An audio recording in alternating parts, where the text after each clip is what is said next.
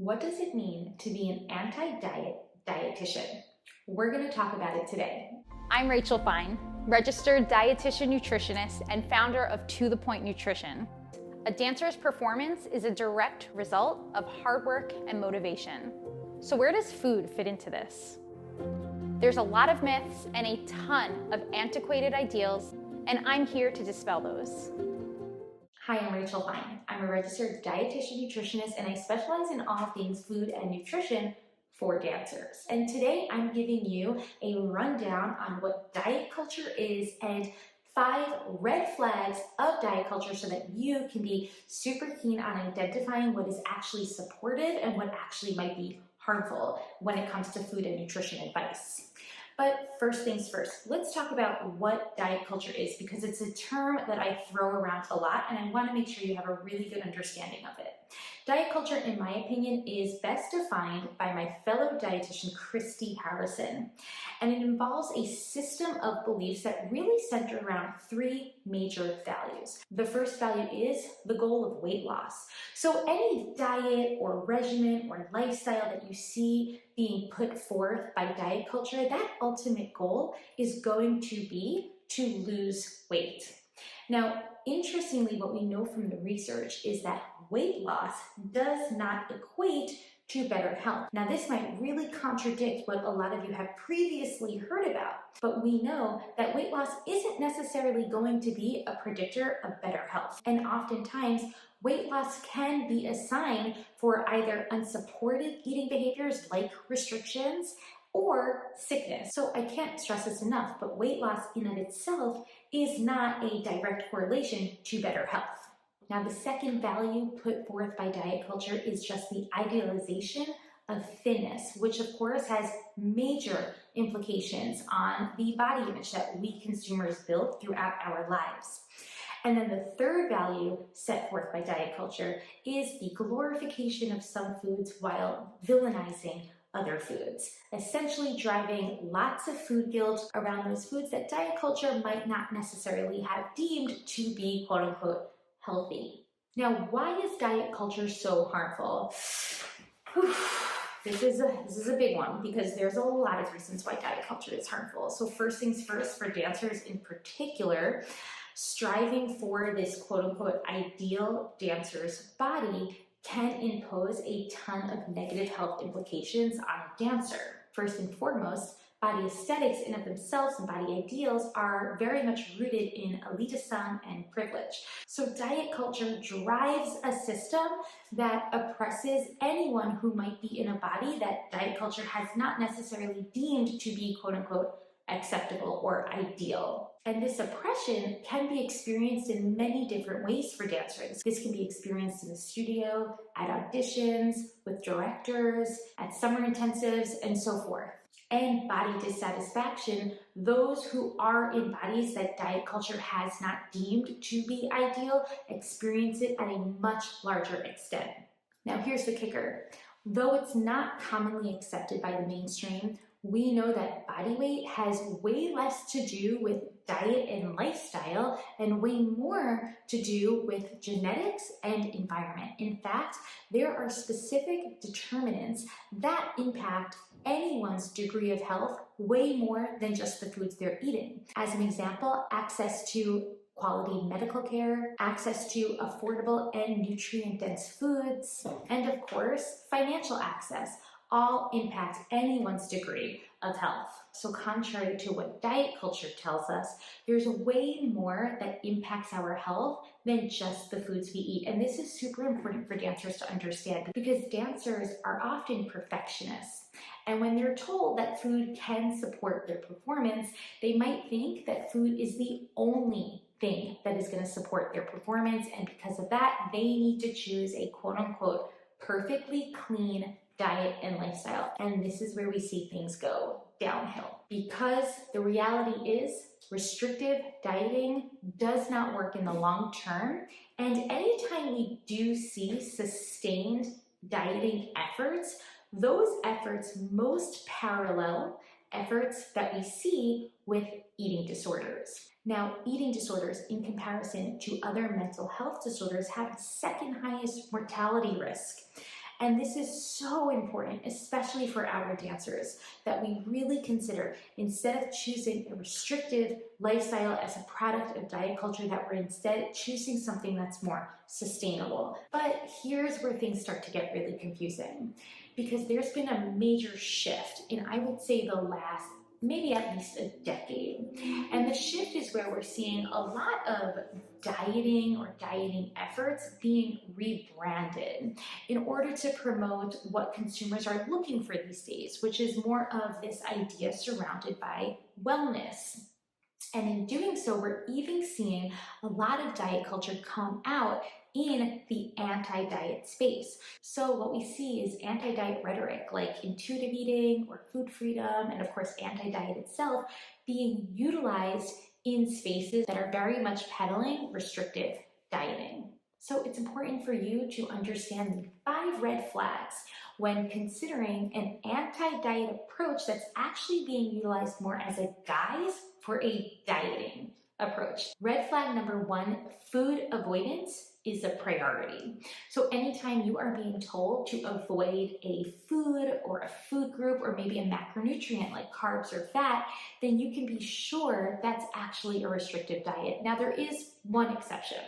The exception is when there's a medically diagnosed allergy. And in that case, then avoiding any one type of food might be a necessity for somebody. But I don't encourage that you do avoid any food, even if you suspect an intolerance or an allergy. Instead, make sure you back this up with personal evidence, and that would be set forth by a medical doctor and a registered dietitian nutritionist. So a couple common phrases that you might see even in the anti-diet space that are very much guises for dieting include stick to whole foods, but mostly plants, or don't eat after 8 p.m. Another big one, it's not a diet, it's a lifestyle. Now, this doesn't necessarily mean that it's a restrictive diet, but what I'm encouraging is that you take that one step further to ensure that foods are not necessarily being vilified. You might also see foods vilified in ways such as with a point system, where foods that would be considered maybe more indulgent are given like a higher point load, or you might see a traffic light system where there's green foods, yellow foods, and red foods being those off-limit foods. These are those red flags that, hey, that's actually a restrictive diet. Red flag number 2 is that weight loss is promised and thinness is a goal. So as mentioned earlier, weight loss is not necessarily this indicator of better health. In fact, weight cycling, which is a common product from yo-yo dieting, holds a host of negative implications in of itself on anyone's degree of health. We also know that dancers are 3 times more likely than the average population to develop disordered eating behaviors and even diagnosed eating disorders. Now, it's also a known fact that dieting could be a gateway to disordered eating. So obviously, dancers, even if a higher up in your company or your school is suggesting that you lose weight, you really want to tread lightly when it comes to restrictive dieting, and instead refer to a registered dietitian nutritionist who can better support you. And let's not forget the potential to make an environment change, because if someone is suggesting that you lose weight, then chances are that environment might not actually be supporting you as a dancer. No dancer deserves to be body shamed. And this leads me to red flag number 3, which is that food and nutrition advice is not coming from a qualified source. Now here's the thing, I'm obviously very pro-dietitian, but that doesn't necessarily mean that every dietitian out there is going to share the same anti-diet philosophies as myself.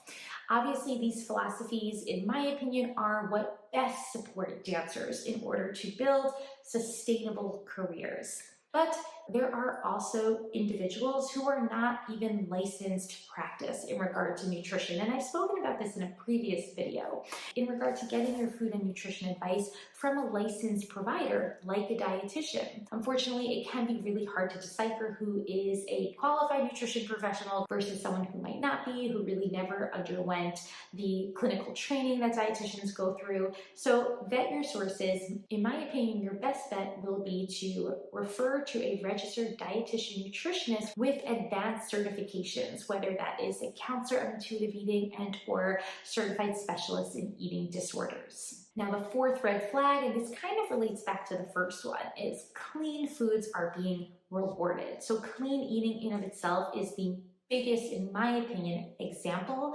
of where the wellness industry is really utilizing the anti-diet rhetoric as a guise to sell restrictive eating behaviors. And we see this a lot with clean eating. Even seamlessly harmless suggestions to eat real foods is presumably shining foods that might not be considered whole or lesser processed in a bad, negative light, or even making them out like they're fake, which of course is not the case. In fact, a lot of processed, packaged, or convenient foods can be super beneficial for a dancer's busy and active schedule. So vilifying those foods is not going to support you in the long run. If words like clean eating are being utilized within that approach, then I highly encourage you to don't walk, run the other way. And the final red flag centers around the idea of portion control. Are you being limited in the amount of food that you're eating? The more we do rely on these external rules around how much to eat, whether that's eat in moderation, whether that's specific serving sizes or measuring our foods, the least likely we are to build that intuitive ability to trust our fullness cues. Now, obviously, being able to listen and honor fullness cues is work that does take some time.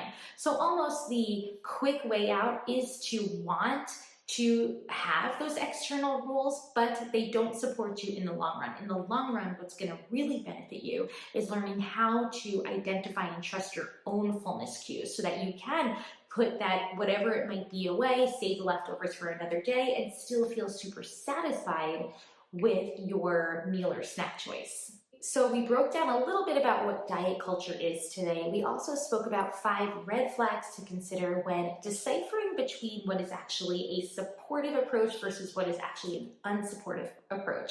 But I want to leave you with 3 helpful questions to consider as you move forward in your identification of anti-diet versus diet.